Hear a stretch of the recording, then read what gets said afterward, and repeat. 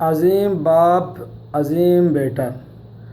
حضرت عبداللہ بن مبارک رحمۃ اللہ علیہ کے والد غلام تھے، اپنے مالک کے باغ میں کام کرتے تھے۔ ایک مرتبہ مالک باغ میں آیا اور کہا، میٹھا انار لائیے۔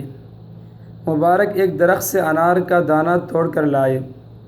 مالک نے چکھا تو کھٹا تھا۔ اس کی تھیوری پر بل آئے، کہا، میں میٹھا انار مانگ رہا ہوں، تم کھٹا لائے ہو۔ مبارک جا کر دوسرے درخت سے انار لایا۔ مالک نے کھا کر دیکھا تو وہ بھی کھٹا تھا۔ غصہ ہوئے، کہنے لگے، میں نے تم سے میٹھا انار مانگا ہے اور تم جا کر کھٹا لے آئے ہو۔ مبارک گئے اور تیسرے درخت سے انار لے کر آئے۔ اتفاقاً وہ بھی کھٹا تھا۔ مالک کو غصہ بھی آیا اور تعجب بھی ہوا، تمہیں ابھی تک میٹھے کھٹے کی تمیز اور پہچان نہیں؟ مبارک نے جواب میں فرمایا، میٹھے کھٹے کی پہچان کھا کر ہی ہو سکتی ہے، اور میں نے اس باغ کے کسی درخت سے کبھی کوئی انار نہیں کھایا۔ مالک نے پوچھا، کیوں؟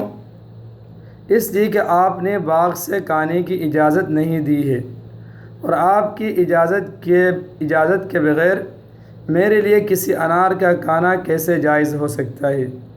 یہ بات مالک کے دل میں گر کر گئی، اور تھی بھی یہ گر کرنے والی بات۔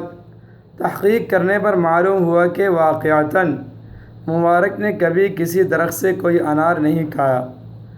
مالک نے اپنے غلام مبارک کی اس عظیم دیانتداری سے اس قدر متاثر ہوئے کہ اپنی بیٹی کا نکاح ان سے کرایا۔